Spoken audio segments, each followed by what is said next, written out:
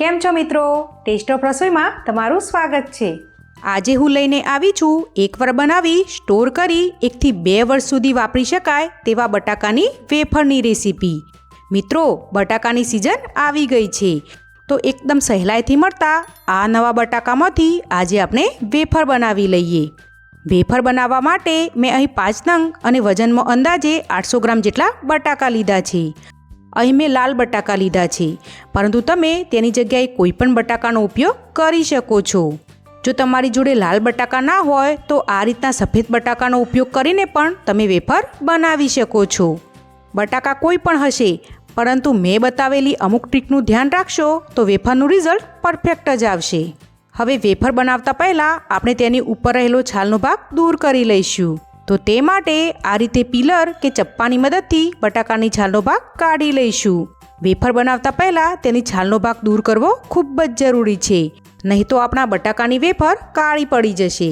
જેમ જેમ બટાકામાંથી છાલનો ભાગ દૂર કરશું તેમ તેમ બટાકાને પાણી ભરેલા વાસણમાં એડ કરી દઈશું, જેથી આપણા બટાકાનો કલર એકદમ સફેદ જળવાઈ રહે। અહીં મેં બધા જ બટાકાની છાલનો ભાગ દૂર કરી લીધો છે, તો હવે સ્લાઇઝરની મદદથી બટાકાની પાતળી ચીપ તૈયાર કરી લઈશું। તમે ચપ્પાની મદદથી પણ બટાકાની આ રીતની ચીપ તૈયાર કરી શકો છો। અહીં જેમ જેમ આપણી ચીપ તૈયાર થાય તેમ તેમ તેને આપણે પાણીમાં એડ કરતા રહીશું। અહીં મેં બધા જ બટાકામાંથી ચીપ તૈયાર કરી લીધી છે, તો હવે આ ચીપને 3 થી 4 વાર પાણીથી સારી રીતે ધોઈ લઈશું, જેથી તેમાં રહેલો સ્ટાર્ચ સારી રીતે દૂર થઈ જાય। તમે જોઈ શકો છો કે વેફરને મેં એકદમ સારી રીતે ધોઈ લીધી છે। તેમાં રહેલું પાણી આ રીતનું એકદમ ચોખ્ખું દેખાય ત્યાં સુધી આપણે તેને ધોઈ લેવાની છે। હવે આ ચીપને આપણે એક પહોળા અને ઊંડા વાસણમાં એડ કરી લઈશું। ત્યારબાદ ચીપ સારી રીતે ડૂબે તેટલું ઠંડુ પાણી તેમાં એડ કરી દઈશું। અહીં શક્ય હોય ત્યાં સુધી ચીપમાં ફ્રીજનું ઠંડુ જ પાણી એડ કરવું, અને જો તમારી જોડે ઠંડુ પાણી ના હોય તો તેની જગ્યાએ તમે આઈસ ક્યુબને પણ તેમાં એડ કરી શકો છો। હવે ચીપને આપણે અડધો કલાક માટેનો રેસ્ટ આપીશું। અહીં તમારી જોડે ઠંડુ પાણી ન હોય તો આ પ્રોસેસ નોર્મલ પાણી વડે પણ કરી શકો છો, પરંતુ વેફરનું રિઝલ્ટ પરફેક્ટ જોઈતું હોય તો આ પ્રોસેસ અવશ્ય કરવી।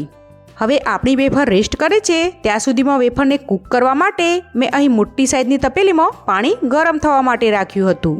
હવે આ પાણીમાં આપણે એક મોટી ચમચી એટલે કે જરૂર મુજબ મીઠું એડ કરશું। અહીં મેં નોર્મલ મીઠાનો જ ઉપયોગ કર્યો છે, તમે તેની જગ્યાએ સિંધા મીઠાનો પણ ઉપયોગ કરી શકો છો, અને જો વેફર મોળી બનાવવી હોય તો મીઠું સ્કીપ પણ કરી શકો છો। અડધો કલાક જેવું થવા આવ્યું છે ને આપણી ચીપ એકદમ સરસ ઠંડી થઈ ગઈ છે, તો હવે આ ચીપને આપણે ફટાફટ કૂક કરી લઈએ।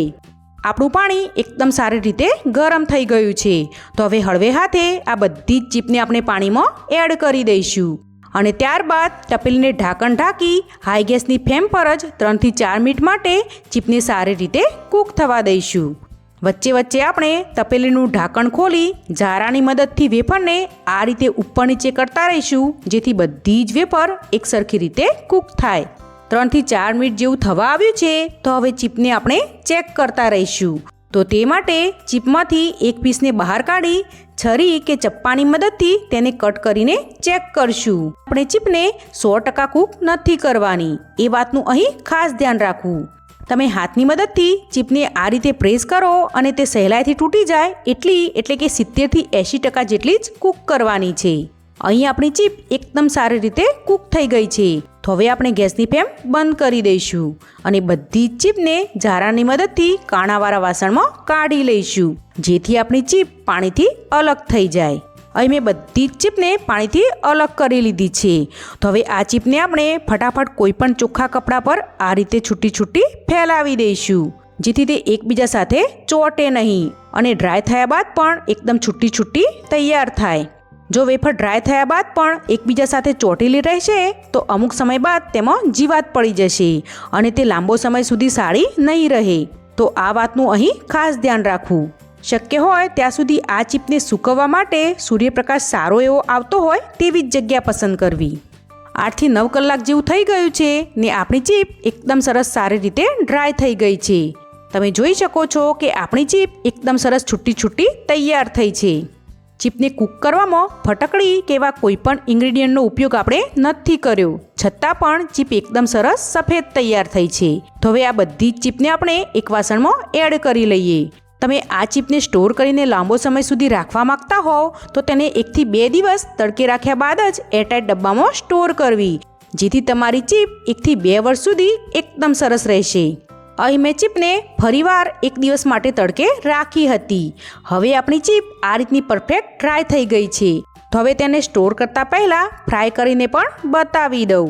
તો ચીપને ફ્રાય કરવા માટે મેં તેલ ગરમ થવા માટે રાખ્યું હતું. આપણું તેલ એકદમ સરસ ગરમ થઈ ગયું છે.